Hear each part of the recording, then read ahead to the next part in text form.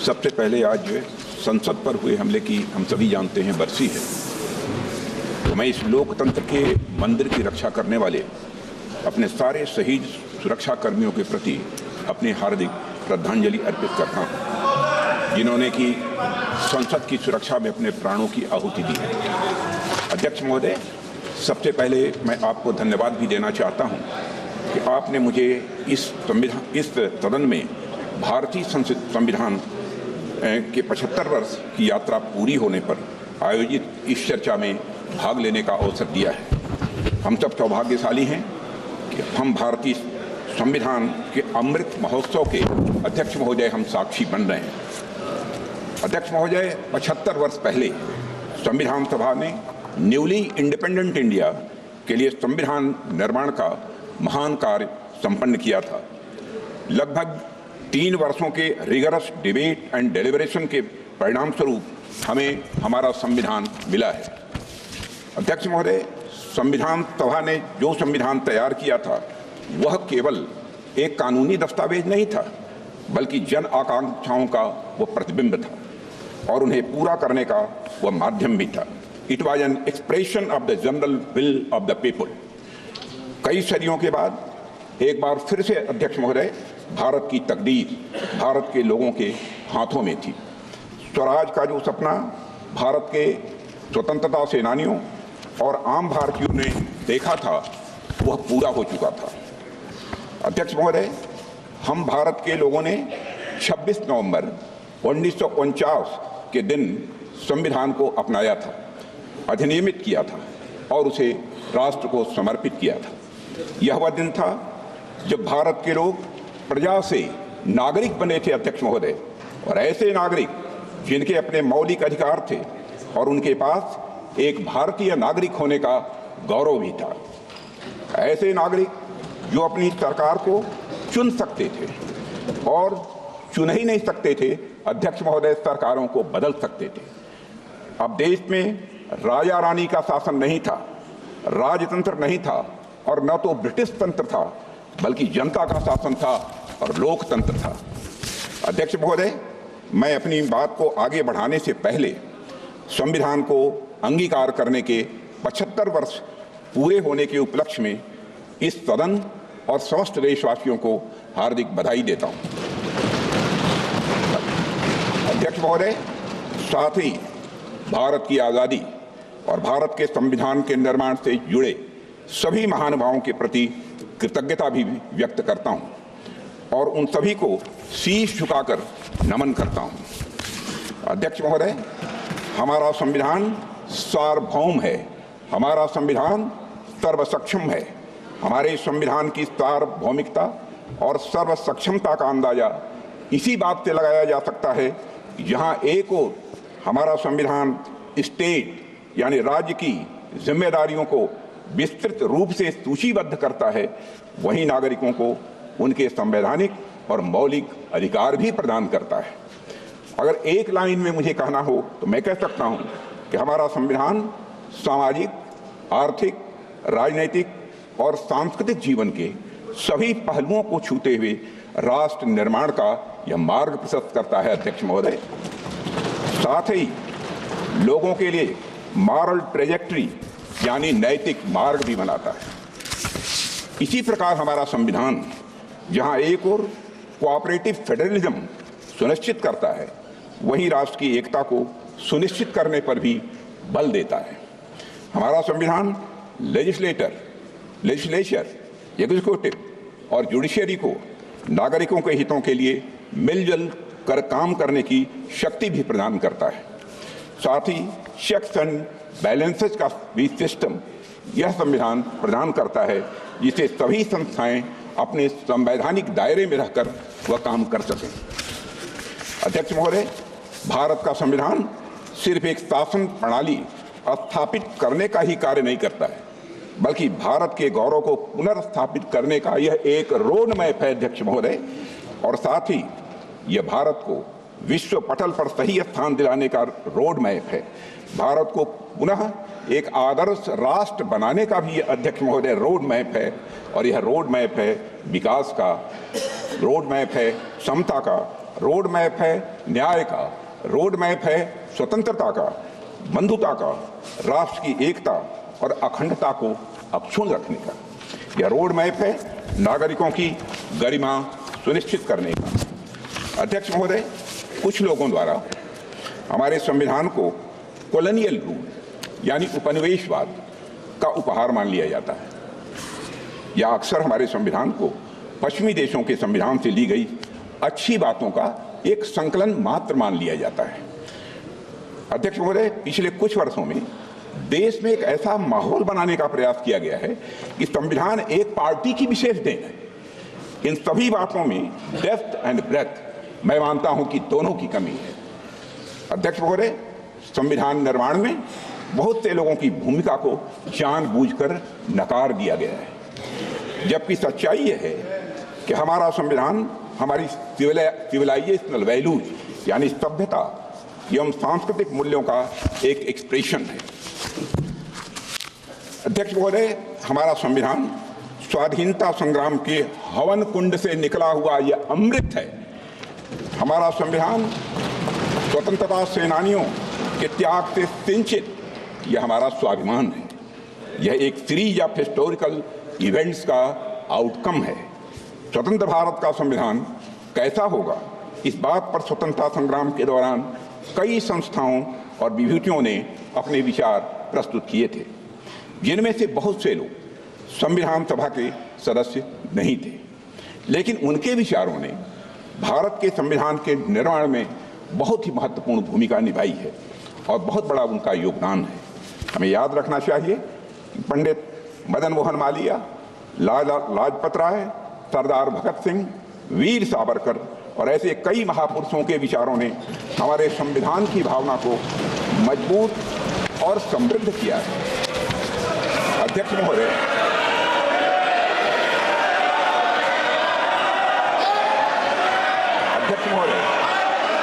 हमारे प्रेरणा स्रोत डॉक्टर श्यामा प्रसाद मुखर्जी का मानना था कि संविधान कलेक्टिव इफोर्ट और कंसेंसस का रिजल्ट होना चाहिए। मैं फिर से दोहराना चाहता हूं, हमारे प्रेरणा स्रोत डॉक्टर श्यामा प्रसाद मुखर्जी का यह मानना था कि संविधान कलेक्टिव इफोर्ट और कंसेंसस का रिजल्ट होना चाहिए। अध्यक्ष महोदय, हमारा संविधान इसी सामूहिक प्रयास और समझ का नतीजा। हमारे संविधान के लिखे जाने से 6 साल पहले यानी 1944 में लिखे गए constitution of the Hindustan free state नाम के दस्तावेज में कई बड़े नेताओं ने संविधान के बारे में अपने विचार दिए थे। इसमें सभी नागरिकों के लिए धार्मिक स्वतंत्रता सुनिश्चित करने की बात कही गई थी।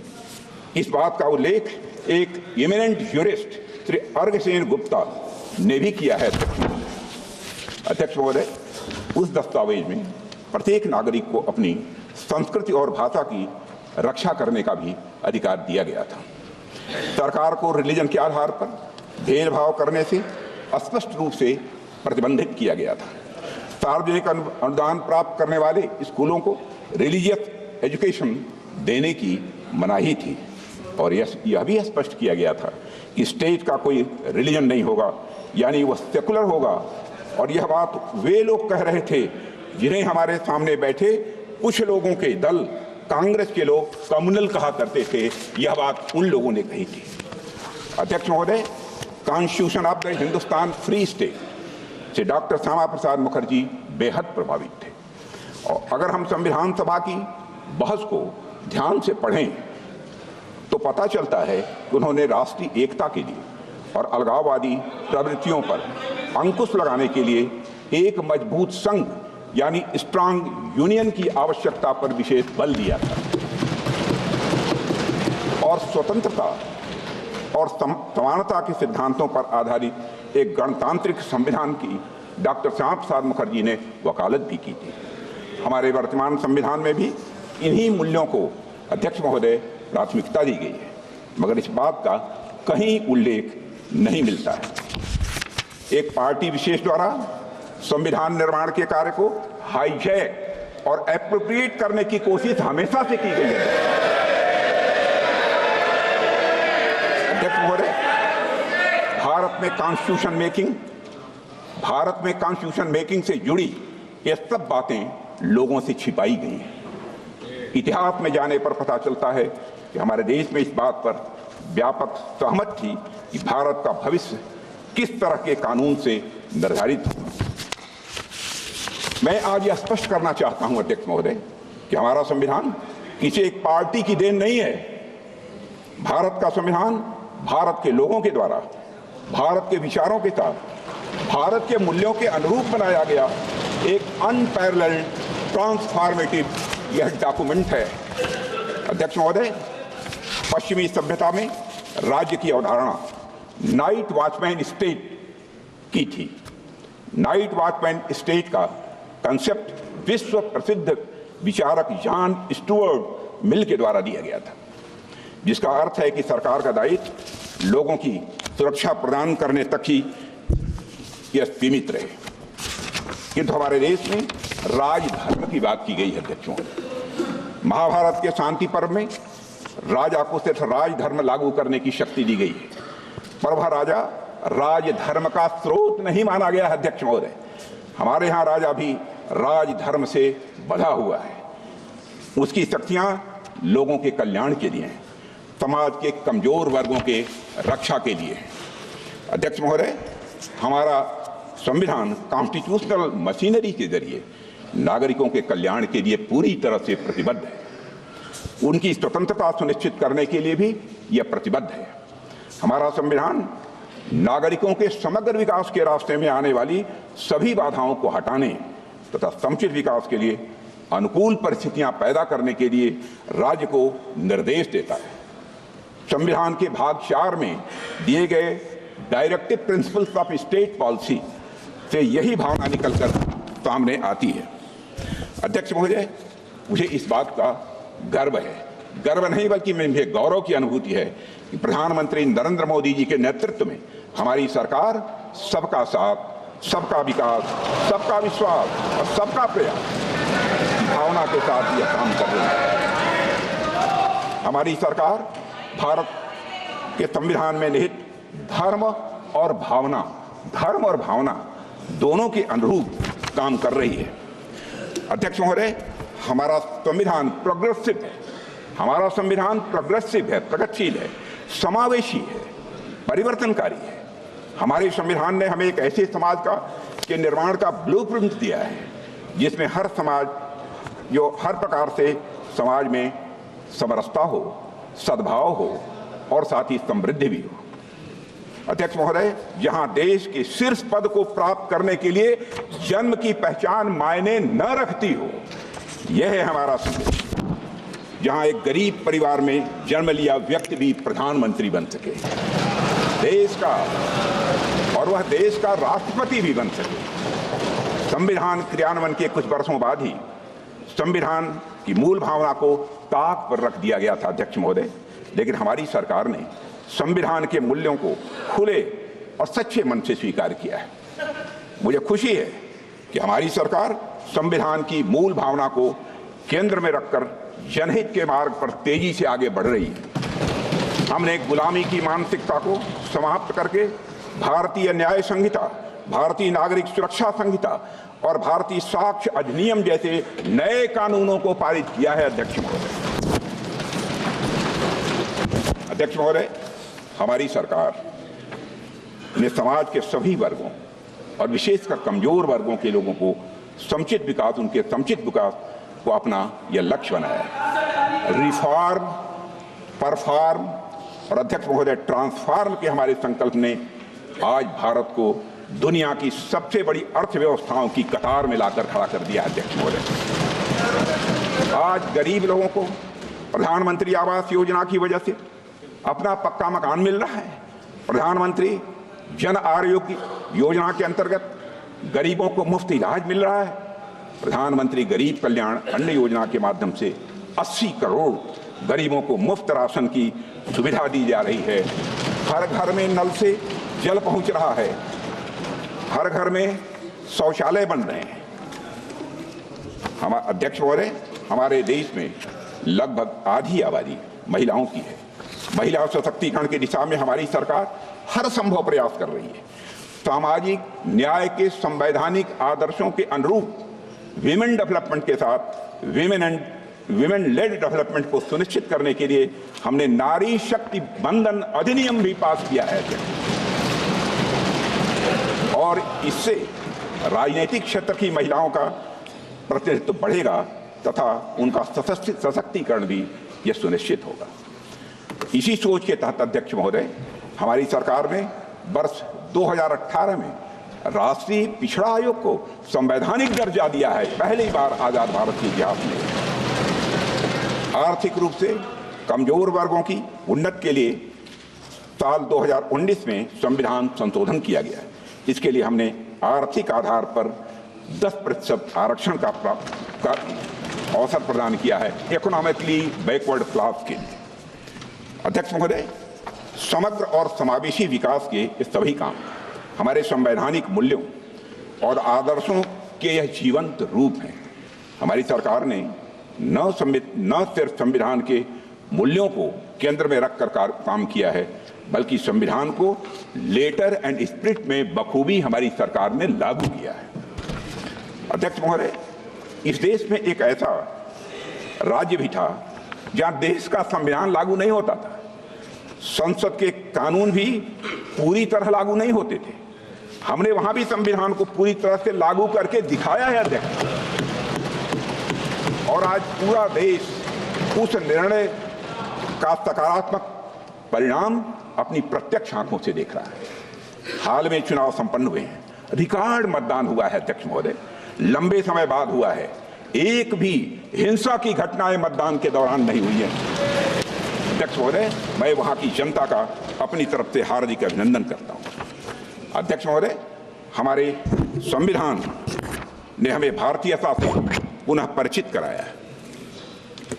हमें अपनी संस्कृति, सभ्यता और संस्कृति के प्रति गौरव की भावना का यह संदेश दिया है। जैसे हमारे संविधान की मूल प्रति के भाग 3 में, जिसमें मौलिक अधिकारों का वर्णन है, उसमें भगवान श्री राम, मां सीता जी और प्रभु लक्ष्मण जी की तस्वीर भी अंकित है। अध्यक्ष महोदय, अध्यक्ष महोदय, संविधान की मूल प्रति के मुख पृष्ठ पर अजंता गुफाओं की पेंटिंग्स की छाप मिलती है और अध्यक्ष महोदय, साथ ही कमल का फूल भी अंकित है। वह कमल का फूल यह दर्शाता है कि सदियों की गुलामी के दलदल से बाहर आकर अब एक संप्रभु और लोकतांत्रिक गणराज्य का उदय हो चुका है। हमारा संविधान और उसमें उकेरी गई आकृतियां हमारी सर्वोत्तम विरासत, समृद्ध इतिहास और महान परंपरा की यह वाहक है। इसी परंपरा को हम विकास भी, विरासत भी की भावना के साथ तेजी से आगे बढ़ा रहे हैं। हम सभी जानते हैं भारत लोकतंत्र की जननी है। हमारे लोकतंत्र की महानता के बारे में बाबा साहब अम्बेडकर ने संविधान सभा में भी कहा था, and I quote, there was a time when India was studded with republics and even where there were monarchies, they were either elected or limited. They were never absolute. It is not that Indians did not know parliaments or parliamentary procedure.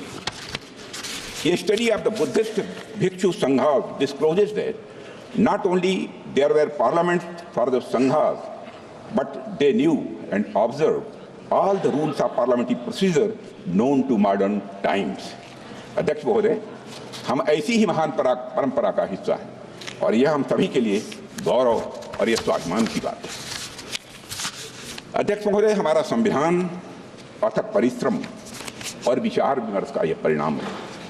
इसके निर्माण में शामिल सभी महानुभाव महान देशभक्त थे। Doctor B R. Ambedkar, Shri Alladi Krishna Swami Ayyar, Shri K M. Munshi, Shri Gopal Swami Ayyangar, Shri Pandit Jawaharlal Nehru, Sardar Vallabh Bhai Patel, doctor Rajendra Prasad. जो मैं बोल रहा हूं वो सच्चाई है। डॉक्टर राजेंद्र प्रसाद और डॉक्टर श्यामा प्रसाद मुखर्जी जैसे नेताओं ने हमारे संविधान के निर्माण में अपनी महत्वपूर्ण भूमिका निभाई है और अपना महत्वपूर्ण योगदान दिया है। HB. Kamat, PS. Deshmukh, R K. सिल्वा, सिब्बनलाल सक्सेना, ठाकुरदास भार्गव, के.टी. शाह और हृदयनाथ कुंजरू आदि जैसी महान विभूतियों ने अपने अनुभव और ज्ञान से हमारे संविधान को समृद्ध किया है। ड्राफ्टिंग कमेटी के सलाहकार बी.एन. राव और इसके मुख्य मसौदाकार एस.एन. मुखर्जी अपने असाधारण योगदान के लिए आज भी याद किए जाते हैं। अध्यक्ष महोदय, अमूमन जब भी संविधान की बात की जाती है तो हम फाउंडिंग फादर्स की बात तो करते हैं, लेकिन फाउंडिंग मदर्स की बात नहीं करते। लेकिन आज मैं भारतीय गणतंत्र की उन फाउंडिंग मदर्स को भी अपनी श्रद्धांजलि अर्पित करना चाहता हूं, जिनका संविधान निर्माण में बहुत ही महत्वपूर्ण योगदान रहा है और जितना कि हमारे फाउंडिंग फादर्स का रहा है। यहां मैं एक ऐसी पुस्तक का उल्लेख करना चाहता हूं अध्यक्ष महोदय, जो संविधान सभा की उन महिला सदस्यों की भूमिका का वर्णन करती है जिनके योगदान का इतिहास द्वारा उचित मूल्यांकन नहीं किया गया था। Founding mothers of the Indian republic पुस्तक का नाम है founding mothers of the Indian republic, gender politics of the framing of the constitution नामक यह किताब संविधान की महिला सदस्यों का जीवन चित्रण करते हुए संविधान के निर्माण में उनके योगदान पर विस्तृत प्रकाश डालती है। जब 24 जनवरी 1950 को भारतीय संविधान पर अध्यक्ष महोदय जनप्रतिनिधियों द्वारा हस्ताक्षर किए गए तो उस दस्तावेज पर हस्ताक्षर करने वालों में 11 महिलाएं भी शामिल थीं। उनके नामों का यहाँ पर मैं उल्लेख करना चाहूँगा और मैं मानता हूँ कि उल्लेख करना इस संसद के समक्ष आवश्यक भी है। जी. दुर्गाबाई, अम्मू स्वामीनाथन, अमृत कौर, दक्षिणायनी वेलायुधन, हंस मेहता, रेणुका रे, सुचिता कृपलानी, पूर्णिमा बनर्जी, बेगम कुदैशिया, एजाज रसूल, कमला चौधरी और एनी मैस्करीन। अध्यक्ष महोदय, मैं समझता हूं कि सदन और देश के द्वारा अपनी संविधान सभा की इन महान महिलाओं को हर्ष ध्वनि के साथ उनकी सामूहिक सराहना की जानी चाहिए।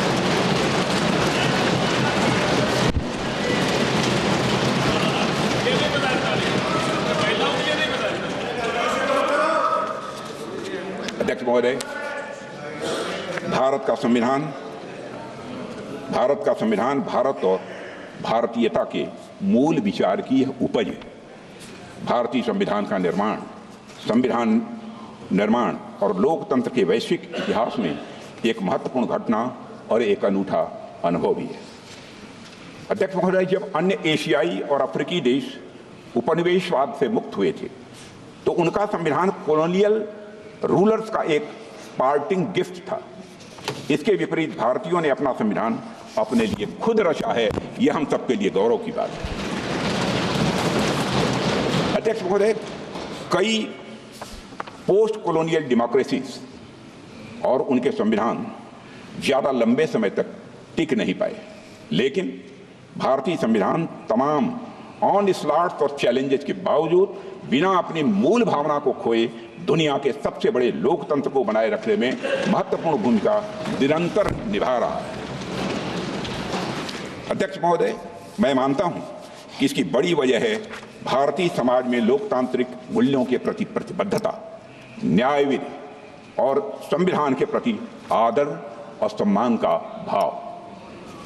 और आज जब हम संविधान के 75 वर्ष पूरे होने का अमृत महोत्सव मना रहे हैं तो मैं इस अवसर पर संविधान की भावना की रक्षा सुनिश्चित करने में सर्वोच्च न्यायालय की भूमिका की भी मैं सराहना करना चाहता हूं। अध्यक्ष, संविधान के कस्टोडियन और इंटरप्रेटर के रूप में सुप्रीम कोर्ट की भूमिका को सहज रूप से हम सब स्वीकार करते हैं। अध्यक्ष महोदय, और अध्यक्ष महोदय, आज संविधान की रक्षा करने की बात की जा रही है। अध्यक्ष महोदय, आज संविधान की रक्षा करने की बात की जा रही है, यह हम सभी का कर्तव्य है। और अध्यक्ष महोदय, लेकिन हमें यह भी समझने की जरूरत है कि किसने संविधान का सम्मान किया है और किसने संविधान का अपमान किया है।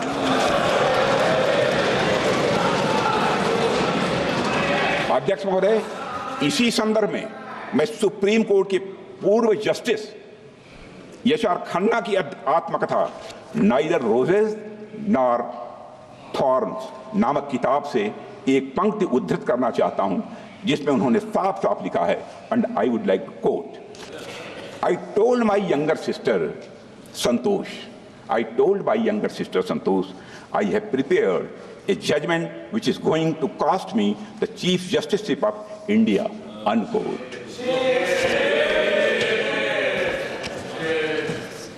1976 की में घटना घटी, मैं 1976 में घटी।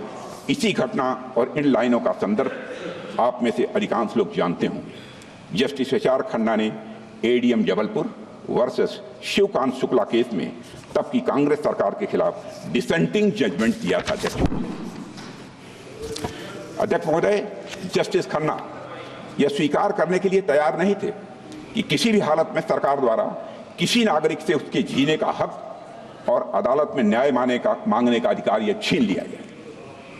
अपने डिसेंटिंग जजमेंट के लिए जस्टिस खन्ना को क्या कीमत चुकानी पड़ी, यह बात भारतीय लोकतंत्र के सबसे काले अध्याय के पन्नों में अंकित है।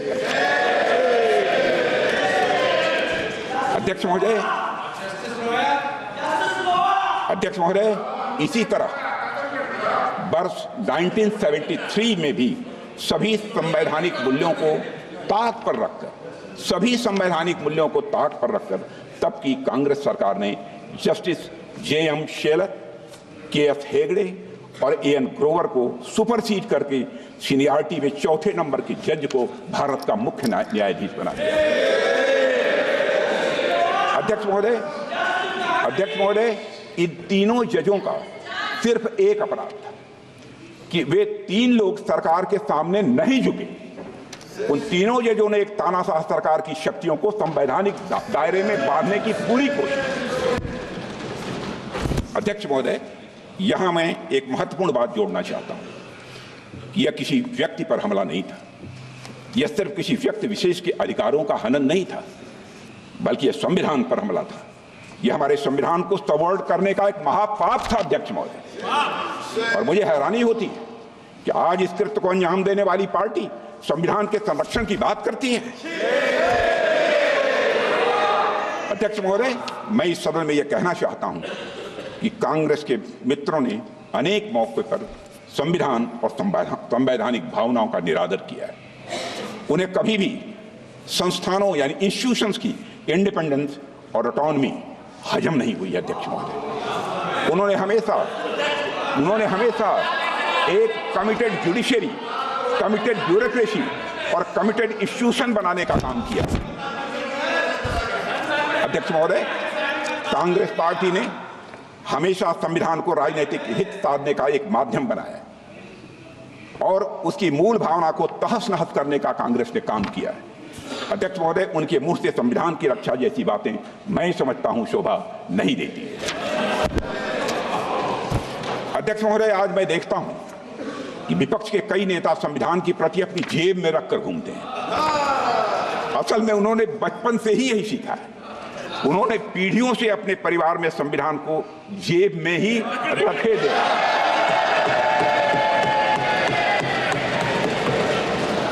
लेकिन अध्यक्ष महोदय, भारतीय जनता पार्टी संविधान को सिर माथे पर लगाती है। हमारा कमिटमेंट संविधान के प्रति पूरी तरह से साफ है। हमने कभी भी किसी इंस्टीट्यूशन की इंडिपेंडेंस और ऑटोनॉमी के साथ खिलवाड़ नहीं किया। एक भी कोई ऐसी मिसाल नहीं मिली। संविधान के मूल्य हमारे लिए कहने या दिखाने भर की बात नहीं है। अध्यक्ष महोदय, कहने या दिखाने भर की यह बात नहीं है। संविधान के मूल्य, संविधान के द्वारा दिखाया गया मार्ग, संविधान के सिद्धांत हमारे मन में, वचन में, कर्म में हर जगह दिखाई पड़ेंगे। अध्यक्ष महोदय, हमारे संविधान निर्माताओं ने हमें एक लिविंग डॉक्यूमेंट दिया है। अध्यक्ष महोदय, जो युगानुकूल परिवर्तन की जरूरत के साथ तेजी से आगे बढ़ रहा है। बाबा साहब अम्बेडकर से अन्य संविधान निर्माताओं ने भी यह माना था कि संविधान भविष्य की सभी संभावनाओं को नहीं भांप सकता है, इसलिए उन्होंने आने वाली पीढ़ियों को उसमें संशोधन करने का भी अधिकार दिया था।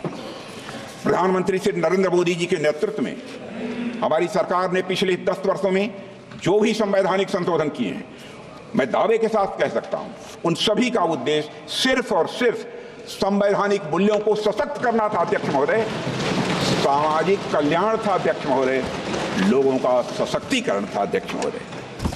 हमने अनुच्छेद 370 को निरस्त किया ताकि भारत की अखंडता सुनिश्चित हो।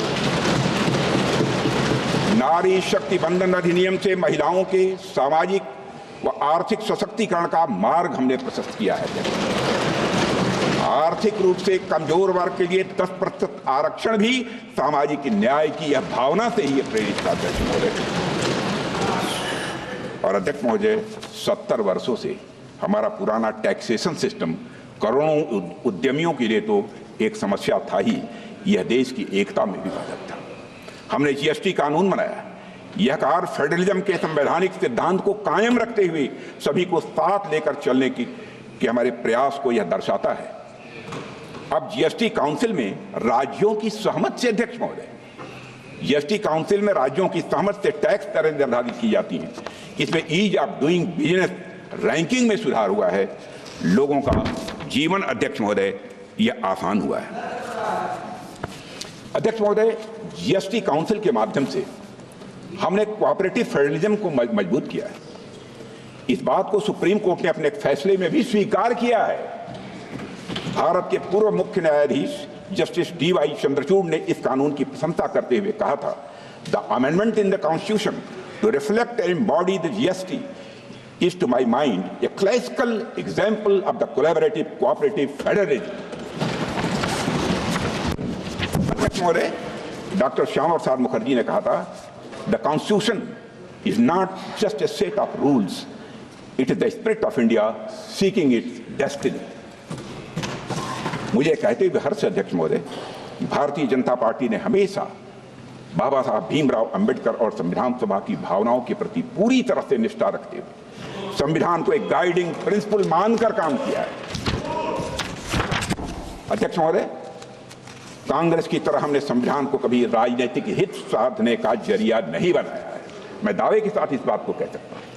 हमने संविधान को जिया है।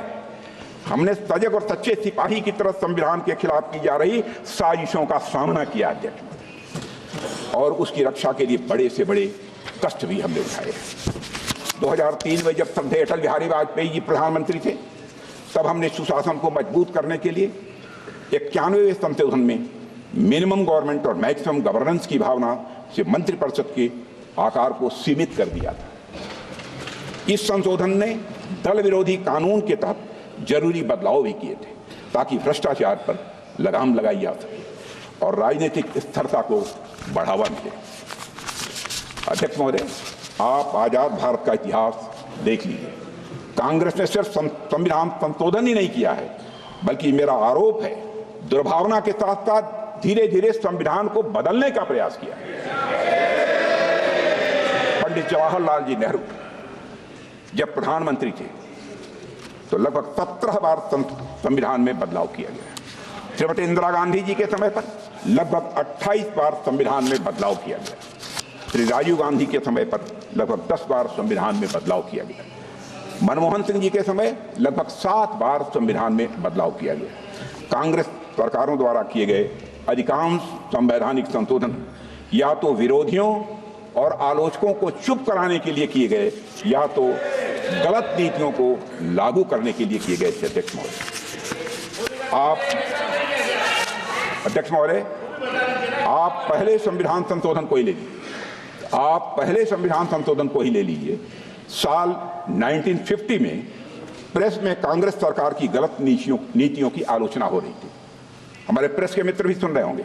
ऐसे में तब की कांग्रेस की सरकार ने आरएसएस के साप्ताहिक प्रकाशन ऑर्गेनाइजर और मद्रास से निकलने वाली पत्रिका क्रॉस रोड्स को प्रतिबंधित कर दिया था। और इसका विरोध करते हुए ऑर्गेनाइजर के संपादक श्री के.आर. मलकानी ने लिखा था, I would like to quote, to threaten the liberty of the press, to threaten the liberty of the press for the sole offense of the non-conformity to official view may be a handy tool for tyrants but only a crippling curtailment of the civil liberty in a free democracy. A government can always learn more bona fide criticism of the independent thinking citizen than the fulsome flattery of the sultans. Sultans का मतलब चापलूस होता है। अखिल अध्यक्ष महोदय, मलकानी जी और RSS ने, राष्ट्रीय स्वयंसेवक संघ ने सरकार के आदेश को सुप्रीम कोर्ट में चुनौती दी और सुप्रीम कोर्ट ने सेंसरशिप आदेश को रद्द कर दिया और सरकार के निर्णय को असंवैधानिक घोषित कर दिया था। अध्यक्ष महोदय, आज संविधान का राग अलापने वाली कांग्रेस पार्टी ने सुप्रीम कोर्ट के आदेश का सम्मान करने की जगह मई 1951 में ही संवैधानिक संशोधन करके नागरिकों के freedom of speech and expression को कुचल दिया था। देश में पहला आम चुनाव भी नहीं हुआ था, कांग्रेस के पास कोई जनादेश भी नहीं था, लेकिन हड़बड़ी में पहला संविधान संशोधन कर दिया गया जिससे आलोचकों को चुप किया जा सके और अभिव्यक्ति की आजादी को कुचला जा सके। अध्यक्ष महोदय, हम सभी जानते हैं कि संविधान निर्माण में बाबा साहब अम्बेडकर की अग्रणी भूमिका थी, लेकिन बहुत कम लोग यह जानते हैं कि संविधान लागू होने के बाद कांग्रेस सरकार द्वारा मौलिक अधिकारों को कमजोर करने के प्रयासों के खिलाफ बाबा साहब हमेशा लड़ते रहे। जब कांग्रेस सरकार ने 1954 में संविधान में चौथा संशोधन लाकर मौलिक अधिकारों को कमजोर करने की कोशिश की तो बाबा साहब अम्बेडकर ने इसके खिलाफ कहा था। सीधे रुख करेंगे लोकसभा का, जहां पर राजनाथ सिंह क्या कह रहे हैं, आइए सुनते हैं। उन्होंने सरकार का, केंद्रीय सरकार का समर्थन किया था, लेकिन भारत की धरती पर आकर उन्होंने सरकार का फिर से मुखर विरोध किया।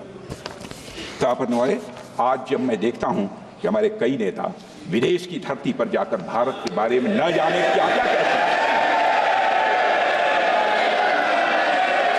न जाने क्या क्या कहते हैं, तो हमें यह घटना एक कहानी जैसी लगती है अध्यक्ष महोदय।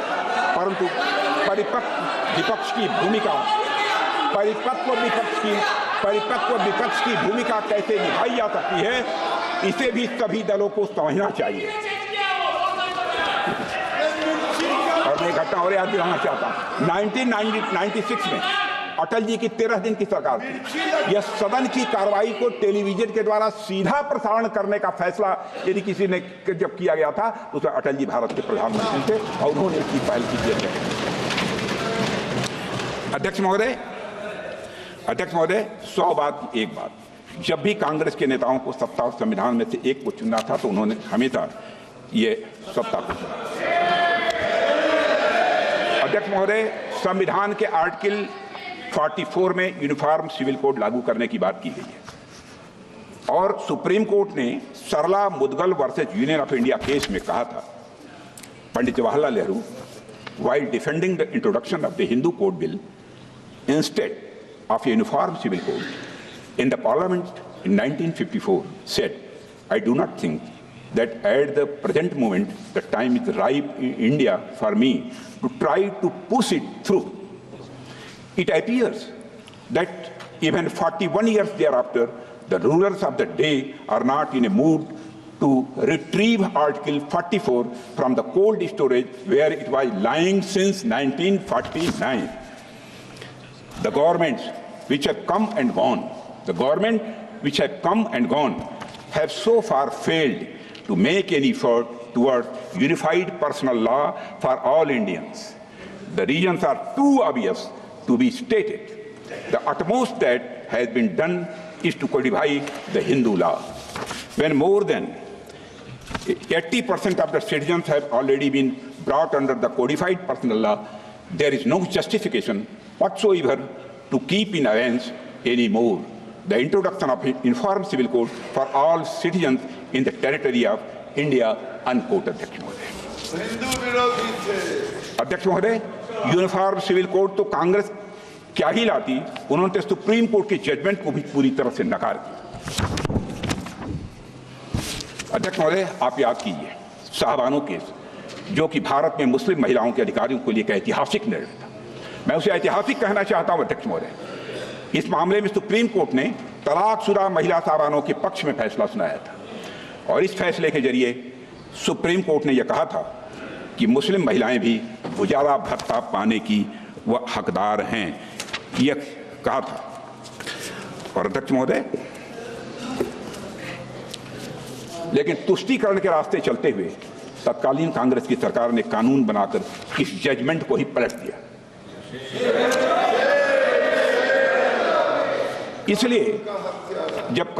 इसलिए जब कांग्रेस के लोग जो हमेशा तुष्टीकरण की राजनीति करते आए हैं, लेकिन हमारे नेता विरोधी दल जब मोहब्बत की दुकान की बात करते हैं तो हंसी आती है। अध्यक्ष महोदय, 75 वर्षों के बाद आज हमें अपने संवैधानिक कर्तव्यों के प्रति 75 वर्षों के बाद आज हमें अपने संवैधानिक कर्तव्यों के प्रति अपनी प्रतिबद्धता को एक फिर से दोहराना चाहिए। और अध्यक्ष महोदय, भारत का संविधान भारतवासियों की आकांक्षाओं की पूर्ति के लिए, उनके मौलिक अधिकारों की रक्षा के लिए एक सशक्त माध्यम साबित हुआ है। यह बात मैं दावे के साथ कहता हूं। जैसा प्रारंभ में ही मैंने कहा था अध्यक्ष महोदय, आज संसद पर हमले हुए की लगभग बरसी है, तो आज मैं अपेक्षा करता हूं कि संविधान ने जो अधिकार सर्वोच्च पदों पर बैठे हुए लोगों को दिए, उसका वैसा दुरुपयोग कभी नहीं कि हमले के मास्टरमाइंड को क्षमादान प्रकरण पर 7 साल तक लंबित रहे। आज तक ऐसी कोई कल्पना नहीं की जाती।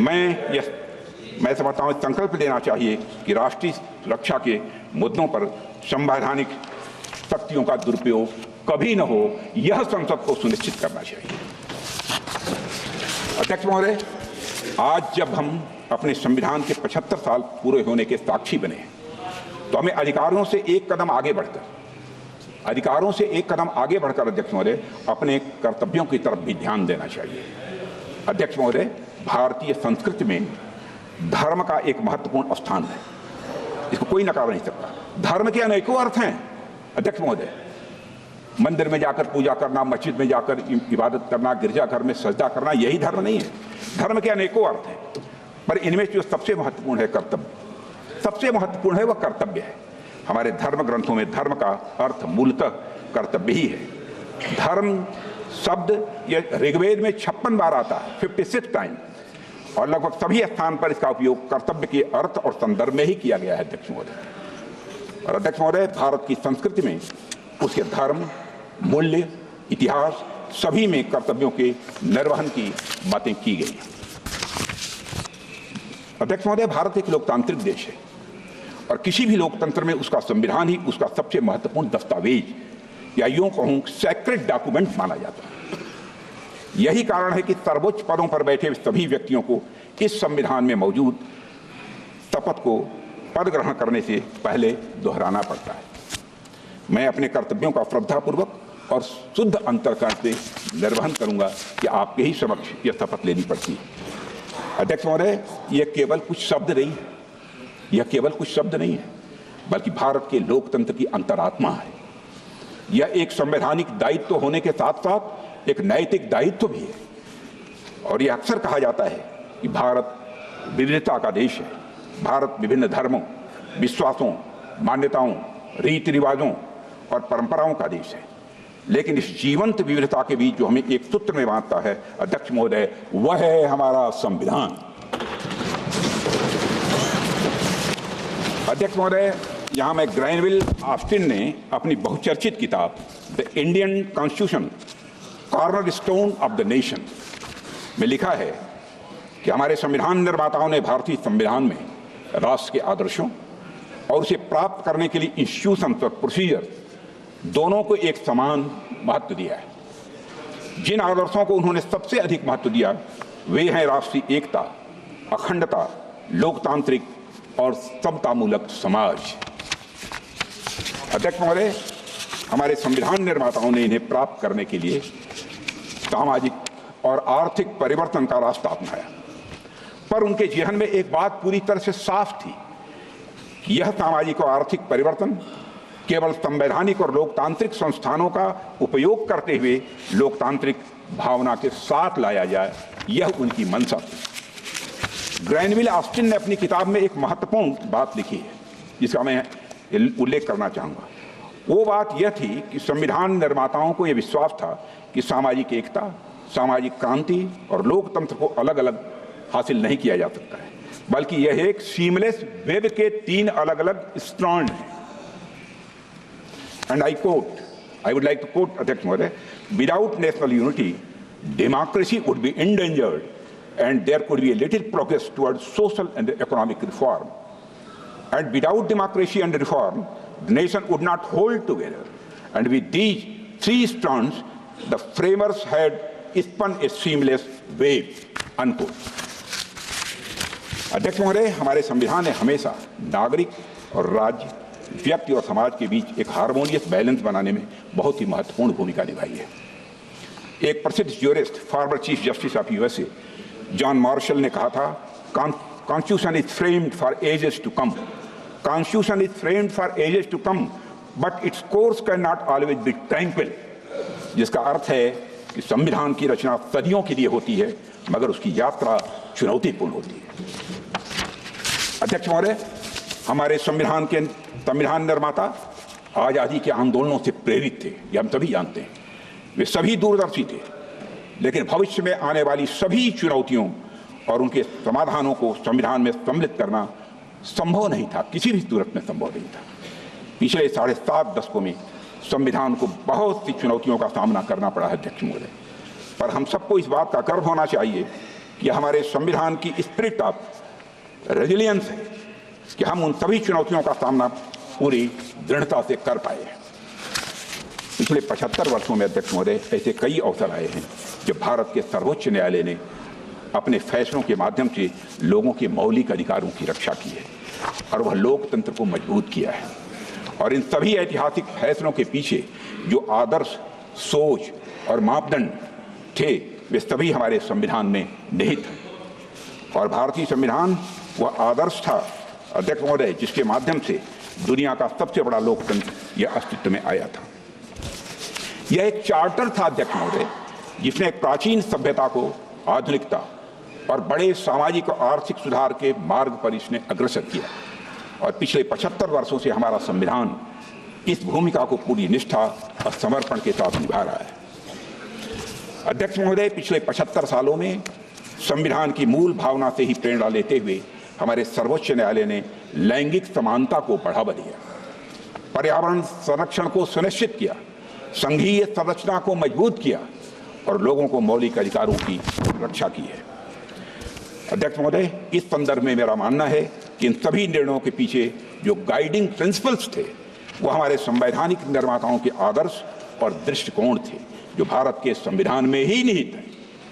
भारत का संविधान 7 दशकों से अधिक समय से न सिर्फ शानदार तरीके से भारत का संविधान काम कर रहा है, बल्कि तमाम झंझावातों को झेलने के बाद भी साल दर साल हमारा संविधान मजबूत होता जा रहा है अध्यक्ष महोदय। और मेरा मानना है कि इसकी बड़ी वजह थी इसके सबसे बड़ी वजह थी इसमें निहित कॉन्स्टिट्यूशनल मॉरलिटी। अध्यक्ष महोदय, डॉक्टर अंबेडकर ने संविधान सभा की 4 नवंबर 1949 को अपने भाषण में इसी कॉन्स्टिट्यूशनल मॉरलिटी पर विचार रखते हुए प्रसिद्ध विचारक जॉर्ज ग्रोथ को कोट करते हुए कहा था कि constitutional morality was the inseparable condition of the government at once free and peaceful. अध्यक्ष महोदय, हमारे भारतीय संविधान को इस कॉन्स्टिट्यूशनल मॉरलिटी से रेखांकित करने के लिए हमें बाबा साहब भीमराव अंबेडकर और संविधान सभा के प्रत्येक सदस्य के प्रति आभारी होना चाहिए। 26 नवंबर 1949 से ठीक एक दिन पहले डॉक्टर अंबेडकर ने संविधान सभा में एक भाषण दिया था जिसे द ग्रामर ऑफ एनॉर्की स्पीच के नाम से जाना जाता है। ग्रामर ऑफ एनॉर्की स्पीच के नाम से जाना जाता है। डॉक्टर अंबेडकर ने उसमें कहा था, मुझे लगता है अध्यक्ष महोदय, डॉक्टर अंबेडकर ने कहा था, मुझे लगता है कि कोई संविधान कितना भी अच्छा हो वह बुरा बन सकता है अगर जिन लोगों पर उसे चलाने की जिम्मेदारी है वो अच्छे न हों। उसी तरह कोई संविधान कितना भी बुरा हो वह अच्छा साबित हो सकता है अगर उसे चलाने वाले लोगों की भूमिका सकारात्मक हो।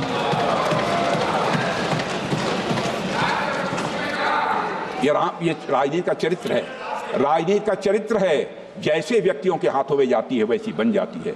राम के हाथों में जाती है तो भक्त बन जाती है, कृष्ण के हाथों में जाती है तो युक्ति बन जाती है, आजाद भगत सिंह अशफाकुल्लाह खां जैसे हाथों के में जाती है तो मुक्ति बन जाती है।